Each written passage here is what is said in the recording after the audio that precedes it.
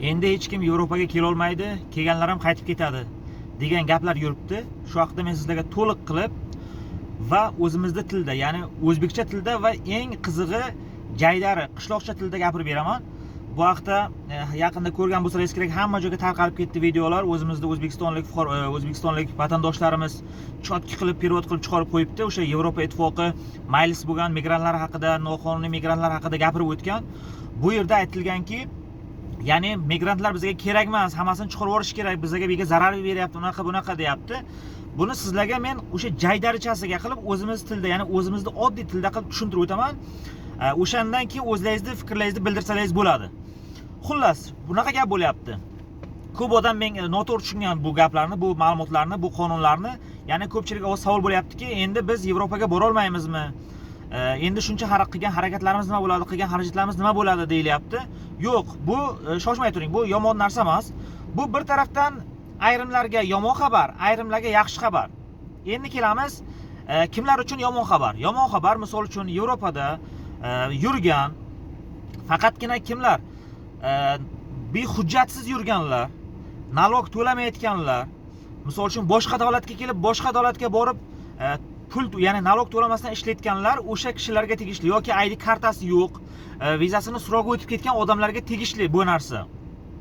Endi bular agar red bo'lsa, agar endi bo'lyapti asta-asta, hozir misol uchun mana Polshadan boshlandi, Polshaga bo'lyapti, lekin hali birorta o'zbek tushdi deganini eshitganim yo'q. Bangladeshdan tushdi, shunga o'xshagan, o'sha taraflarga o'xshagan, o'sha boshqa davlatlardan ko'p tushyapti. Misol uchun mana yon qo'shnimiz, yon qo'shnimiz ham emas, mana oti ham nima edi, Gruziyadan ko'p tushdi, nelegal ishlayotganlar.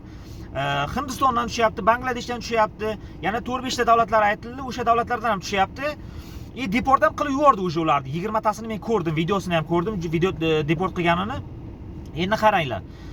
Bu faqat bu narsa Yevropadan nelegal ishlab yurganlarni, ya'ni siz nalog to'lamayotgan bo'lsangiz, boshqa joyga qochib ishlab yurgan bo'lsangiz, vobshe hujjatingiz bo'lmasa agar, sizni agar ushlasa agar, yaxshigina, ya'ni oddiy o'zimiz tilda qilib aytganda, agar siz hujjatsiz yurayotgan bo'lsangiz, siz redga tushsangiz, sizga yaxshigina yevropeyskiy antenadan qo'yib jo'nataveradi. Qo'pol qilib aytganda. Lekin yo'q, siz misol uchun Yevropada kelgansiz, sizni qo'lingizda vizangiz bor, yo bo'lmasa ID kartangiz bor, siz davlatga nalog to'layapsiz va ko'zingizni yaxshilab qisib yuribsiz, ishingizni yaxshi qilib yuribsiz, sizga muammo yo'q. Sizga yo'lingiz ochiq, sizga aytayapti, ular aytayapti, ya'ni kim hujjati davlatga nalog to'layotgan bo'lsa, bizni odamlarga zarar tegmayotgan bo'lsa, muammo yo'q deyapti. Ya'ni siz bemalol yursangiz bo'ladi. Sizga keyinchalik kartangizni ham beradi. Kartadan keyin VNJingizni ham beradi, VNJdan keyin fuqarolik o'tamasangiz, fuqaroligingizni ham beraman deyapti. Ya'ni muammo qilmaydi. Atak nelegal yurgan bo'lsangiz agar, nelegal yurgan bo'lsangiz, sizga yo'lingizni ko'rsatib qo'yapti. Endi kelamiz yaxshi tarafiga. Yaxshi tarafi, bu yerdan buncha odamni bular deport qilib chiqarib yuborgandan keyin Yevropaga o'zi shu vaqtgacha misol shuncha nelegallar bo'lib turib ham ya'ni ish ko'p, lekin ishchi yo'q. Ishchi kam edi, yetishmasdi, pastyan yetishmasdi. Endi bu bundan keyin даже 2 barobar, 3 barobar, 10 barobarga ham oshishi mumkin. Chunki bu yerda hamma nelegallarni chiqarib yuborgandan keyin, nelegallar u itak dastatishni juda ham ko'p. Chiqarib yuborgandan keyin ularning joyi konkretni ochiladimi? Joy ochilgandan keyin odam kerak bo'ladimi? Legalni odamlar kerak bo'ladi. U uchun nima qiladi? Yevropaning ichida yurgan legalni odamlar yetishmaydi, hech qachon yetmaydi bu narsaga. Chunki u itak legalni yurganlar kam. Shuning uchun O'zbekistondan, Tojikistondan yoki shunga o'xshagan boshqa davlatlardan legalni odamlarga chaqirishga harakat qiladi. Ya'ni ularga viza berish ko'payadi deb taxmin qilinmoqda bu hozir. Lekin bu to'g'ri taxmin. O'zi mantiqan o'ylab qaraganingizda ham bu yerga misol uchun joy ochilgandan keyin o'sha joyni to'ldirish kerak. Agar o'sha joyni to'ldirmasa, bularning ishi qolib ketadi, yarim qoladi, ish o'xshamaydi. Ekonomikasi borayotgan joyga borib qoladi. Shuning uchun bular nima qiladi? Bu chiqarib ketayotganlar joyiga u yoqdan yangi odamlar chaqirishga harakat qiladi. Viza berish imkoniyati bundan keyin bu reklama emas, ya'ni noto'g'ri tushunmanglar. Ayrim bir hater bor, darrov o'zingni reklama qilyapsan deydi. Bu yerga meni aloqam yo'q. Lekin bu kutilayotgan taxmin, viza berish imkoniyati ko'payadi bundan keyin. Mana bu joy ochilgandan keyin viza berish imkoniyati ko'payadi. Chunki viza berish nimaga kerak? Odam ishchi kuchi kerak bu yerga. Ishchi kuchini tezroq olib kelish uchun viza berish ko'payadi bundan keyin.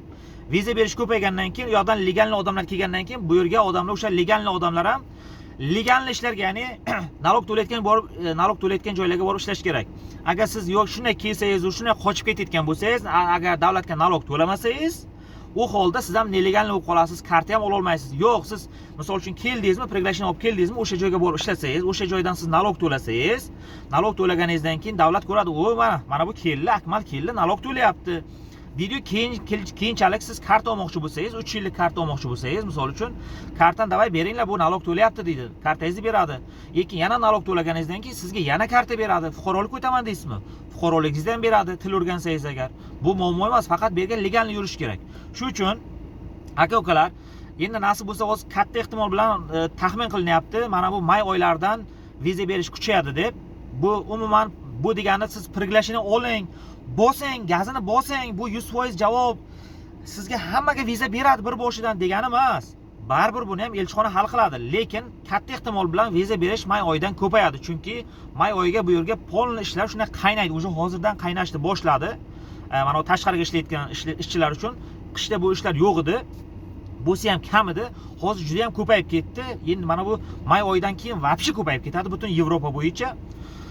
Itaga o'zi Polshada normal, lekin polni Yevropa bo'yicha, ya'ni mana bu Gollandiya deysizmi, Belgiya deysizmi, Germaniya deysizmi, Fransiya, любой joyda ish kuchayadi. Ishchi kerak bo'ladi, shuning uchun viza berish imkoniyati ko'payadi.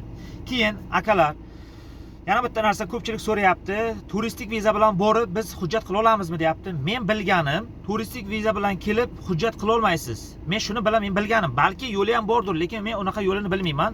Turistik bilan viza bilan kelib siz faqatgina kelib oddiygina birorta ish beruvchi bilan eng osoni mana furachilarga, Latviyaga ham Litvaga qilinyapti. Oddiy turistik viza bilan kelinyapti. Borib o'sha imtihonlardan o'tilyapti, VNJ ga topshirilyapti, qaytib ketilyapti. Qonun buzilmayapti. Qaytib ketganingizdan keyin o'sha davlat sizga VNJ qilyapti-yu, VNJingizni jo'natyapti sizga. Keyin siz o'sha VNJ bilan yana qaytib kelasiz, furaga ishga ketasiz. Hozircha bu boshqa yo'nalishlarga yo'q, faqat fura yo'nalishlariga mana shu amal qilyapti. Ya'ni viza, turistik viza bilan kelasiz, VNJ ga topshirasiz o'sha fura yo'nalishi bo'yicha, yana sirazi vizani so'rab o'tmasdan qaytib ketishingiz kerak. Qaytib ketganingizdan keyin VNJ 1-2 oydan chiqadi, sizga jo'natib yuboradi, o'sha bilan qaytib kelasiz, yana keyin ishni bosib o'rasiz. Oyiga 2,5-3,000 dollar, yevrolarni bosib jo'natib o'rasiz uyingizga. Yana bitta yangilik akalar, kimda-kim misol uchun yangi kelayotgan bo'lsangiz, mana bu oddiy, mana sklad ishlariga menga juda ham ko'p savol bo'ladi-da bu. Bu ochiqcha gap.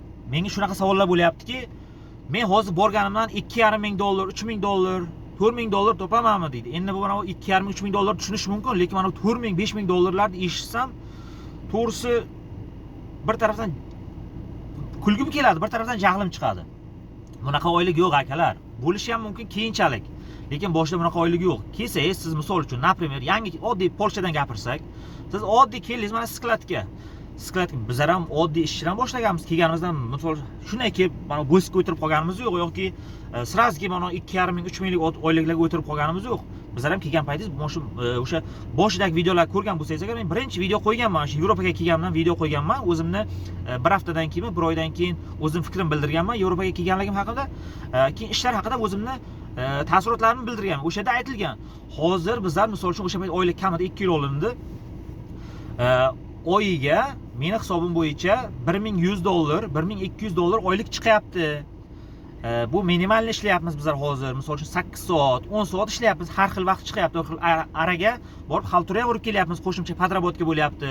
Ya'ni 4 soat, 3 soat bo'ladi bu podrobotkasi deb aytganman va oylik o'sha xarajotimdan tashqari bizga o'sha payti yotoqxonani bepul berishgan, lekin bu hozir ko'p joyga yotoqxona bepul, qachonki oylik kam bo'lsa yotoqxona bepul beriladi. Oylik normalni bo'lsa yotoqxona bepul berilmaydi hech qachon. Xullas 2,15-1,30 ga to'g'rilab qo'yadi. Yangi kelgan odam qancha topsa bo'ladi? Yangi kelgan odam hech bo'lmasa minimalni 8 soat, normalni 10 soat ishlaydi yangi kelgan odam bemalol. Oddiy skladga yoki oddiy bir ishlab chiqarishga yo bo'lmasa oddiy bir sexlarga ishlagan taqdiringizda ham 10 soat ishlaysiz. 10 soatga misol uchun oyiga soatiga 25 zlotdan ishlaganingizdan keyin 10 soat ishlasangiz 250 zlot kuniga ishlaysiz. Endi shanba, yakshanba kuni chiqarib tashlash kerak. Haftaga oyiga misol uchun 22 kun ishlasangiz, kuniga 250 zlotdan ishlasangiz, 250 zlotdan 22 kuningiz bo'ladi 5000, 5600, 5,5 zlot bo'ladi. Endi 5,5 zlotdan bu degani siz 5,5 zlotni primo uyga jo'natib yuborasiz degani emas. 5,5 zlotni dollarda hisoblasangiz ham 5,5 zlotingiz dollarda hozir tak $1000, $1,500, $1600-1700 atrofida bo'lib qolishi kerak. Plus minus agar adashmayotgan bo'lsam, chunki hozirgi davrda $100 368 zlotmi, 370 zlot bo'lyapti. Endi siz 5,5 zlot olganingizdan keyin 5,5 zlotdan 500 zlotini yotoqxonangizga chiqarib tashlaysiz. 5000 qoldimi? 5000 dan endi 200-300 dollarini, ya'ni zlotda aytaman, zlotda deyaylik 1000 zlotini chiqarib tashlaysiz, yana yegan ichganingizga ketib qoladi bemalol. 1000 zlot ketib qoladi, normal yashayman desangiz agar. Agar ichuvchi chekuvchilar bo'lsa, undan ham ziyod ketadi. Ichmasangiz, chekmasangiz, faqat yegan u bu narsaga havas ketgan taqdirda uni olib yesangiz yoki yegan shu oddiy ovqatlar qilib pishirib yesangiz yoki bir har zamon ko'chaga ham chiqib yeb kelsangiz ham o'shanga 1000 zlot sizga yetadi bir oyga. Endi qarayapsiz, 5,5 zlotdan sizga xarajat 500 zlot yotoqxonangizga chiqib ketyapti, 1000 zlot yegan ichganingizga chiqib ketyapti. Bo'lyapti, qolyapti sizga 4000 zlot. 4000 zlotingiz qancha bo'ladi desangiz, 4000 zlotingiz hozir dollarda hisoblasangiz $1100 bo'ladi. O'sha $1100 ni ya'ni kista puli qilib $100 ni kissangizga solib qo'ysangiz $1000 uyingizga chiqarib yuborsangiz bo'ladi. Yo bo'lmasa kimdir hamma pulini jo'nataveradi, xaltura qiladi. O'sha xalturalar, ya'ni xalturalar ham har zamon qolishi mumkin, bu har doim ham bo'ladi degan narsa emas. Misol uchun, siz mana oyda ishladingiz, shanba kuni xaltura bo'lib qolishi mumkin. Bu bo'ladi, yo'q narsa emas. Shanba kuni xaltura bo'lib qoladi. Bizlarga bir payt yakshanba kuni ham xaltura bo'lib qolardi. Endi oldin aytish qiyin, lekin garantiyni oyligi sizga chiqilayotgan oylik 10 soatdan ishlasangiz, mana shuncha oylik, ya'ni oyiga bemalol bexaltura hamma xarajatlaringizdan tashqari $1000, $1100 bemalol uyingizga jo'natsangiz bo'ladi. Endi bu yana ham odamning o'ziga bog'liq, ishlashingizga bog'liq. Agar siz ishyoqmas dambal bo'lsangiz, ishga chiqmasangiz, shtraf yeysiz, oyligingizdan kesiladi. O'sha pulni ham jo'nata olmaysiz. Ishlayotgan normal odam eng kamida $1000, $1100 jo'natadi va tepaga qarab ketaveradi. Bu boshlanishda shunaqa bo'ladi. Keyin misol uchun siz kasbingizni o'zgartirishingiz mumkin. Mana misol uchun bizlar ham boshida $900, $800 jo'natganmiz. Keyinchalik mana ko'rgan bo'lsangiz, balki ko'rmagandirsiz, ko'rib chiqsangiz ham bo'ladi. O'sha men ham o'sha sexdan chiqib borib Brushetka terishga borganman. U yoqda bir kun, 3 kun ishlaganman. Xudoga shukr. U menga to'g'ri kelmagan sog'lig'imga, chunki Brushetka terish men oson deb o'ylaganman, chunki oldin Rossiyada amakimlar bilan ishlaganimga, amakimlar erkalatib ishlatgan meni qiynamasdan. Erkab ishlaganman. Lekin siz boshqa joylarga borib ishlaganingizdan keyin konkretni ishlaysiz, sizni hech kim erkalatib qo'ymaydi. Pul beryaptimi, o'sha pulga yarasha ishlatadi. Lekin o'sha Brushetkada ham ishlayotganlar $1700, $1800, $2000 jo'natardi. Lekin ishi og'ir Brushetkani haq tavsiya qilmayman, lekin o'rgangan odam balki ishlab ketar, lekin menga ham misol uchun to'g'ri kelmaydi. Ham issiqqa tashqariga ishlaysiz, ham ishi og'ir, lekin puli yaxshi. Undan keyin men Daniyaga ketganman, parkka borib 1,5 dan ishlaganman. Undan keyin 1800 ga ishlaganman. O'sha oddiy birinchi yil borib 1,5 ga ishlagan, chista qo'limga tegayotgani 1,5 hamma xarajatdan tashqari. Chunki hammasini ish beruvchini o'zi ta'minlab qo'yardi. Daniyaga men legal ishlaganman, lekin mana shu. Chunki u yerda nalog to'lamagan edi. U yerda seganlar qilardi bu ishni. O'sha seganlar qo'liga ishlagan. Seganlar ham kim? Ruminiyaliklar. Nalog to'lamasdi. Hamma sharoitingizni qilib berasdi lekin. Undan keyin 1800 ga ham o'sha joyga yana bir yil o'tgandan keyin 1800 ga ham borib ishladim. Undan keyin mana bu haydovchilik yo'nalishi chiqib qoldi. Busk yo'nalishi bo'yicha. Xudoga shukr, busk ham yomon bo'lgan emas. Ko'ryapsizlar, aytib o'ryapman. Busk ham yaxshi. Faqatgina hozirgi kunda mana bundan keyin yangi qonunlar chiqdi. Bundan keyin o'zimni ishxonamga hech kimni taklif qilmayman. Bundan keyin chaqirmayman hech kimni. Sababi bizani ishxona nalog to'lamaydi akalar. Nalog to'lamaydi. Vakansiya ochilgan taqdirda ham bundan keyin chaqira olmayman. Chunki sizga ber nalog ishlaganingizdan keyin siz biror joyga agar Polshaga sizni ushlab olsak, sizni tekshirsak ham nalog to'lamayapsiz, primo yaxshilab deportchani bosib jo'natadi sizni O'zbekistonga yoki boshqa davlat fuqarosi bo'lsangiz, boshqa davlatga jo'natib yuboradi. Shuning uchun akalar bundan keyin tavsiya qilaman, qayga borsangiz ham oylik kam bo'lsa ham nalog to'layotgan joyga borib ishlaysizlar, to karta-partalaringizni qilib olganlaringizcha. Sizlarga maslahatim. Ana undan keyin akalar, keyin yana bitta masala, mavzu ham ko'payib ketdi, qo'shilib ketyapti. Italiya masalasi bo'yicha o'kini aytdim. Bitta noto'g'ri gapirib, ya'ni noto'g'ri emas, to'g'ri gapirganman, faqat nimagadir meni videoni o'chirib tashlagan TikTokdan. TikTokka hozir yana qaytarib qo'ymoqchiman o'sha narsani. Nima demoqchiman? Italiyaga ham aka-ukalar, O'zbekiston bilan Italiya o'qildi, kelishdi, xullas, kelishdi. O'zim ular oldiga edim, prezidentlar borib bir-biri bilan gaplashib kelishdi. Nima bo'lyapti bu yerga? Italiyaga O'zbekiston fuqarolariga qiziqish bor. Ya'ni ishchilarga qiziqish bor. Chunki o'zbekistonliklar yaxshi ishlaydi, biladi, hamma joy biladi buni, O'zbekiston fuqarolari yaxshi ishlashini. Faqat bitta kamchiligi ko'zini qismasdan qochib ketadi boshqa joyga. Shu bir joyga keldimi, ko'zni qisib bir joyga ishlash kerak. Mana shu bitta ko'zni qisib olish kerak, ishlaverish kerak. Shartnomani bajarguncha. Shartnomani bajardingizmi, qaytib keting. Xullas, akalar, gapni o'zgartirmaymiz. Italiyaga shartnoma bo'lgan, shartnoma bo'ldi. Boshida birinchi proba uchun 100 kishi keladi. Bu endi buni migratsiya hal qiladi, kimlar kelishini. Bilasizlar, uni ishiga hech kim aralasha olmaydi. Migratsiyaga har doimgidek oldin korrupsiya bor edi, hozir balki o'zgargan bo'lishi mumkin. Kattakonlar balki ko'rib tekshiruvlarni kuchaytirib, hammasini yo'liga qo'ygan bo'lishi mumkin. Bundan keyin yaxshi bo'lib ketar balki migratsiya ishlari. Xullas, migratsiya 100 kishini Italiyaga ishga jo'natadi. Italiyaga oyliklar 2,5 ming yevrogacha pul to'laysiz. $1200, 1200 yevrodan boshlab 2,5 ming yevrogacha pul to'laydi sizga. Nima ishga kelinadi? Oddiy Angliyaga qanaqa ishga borayotgan bo'lsangiz, qishloq xo'jalik ishlariga, yig'im terim, upakovka, sortirovka shunaqa ishlarga kelasiz.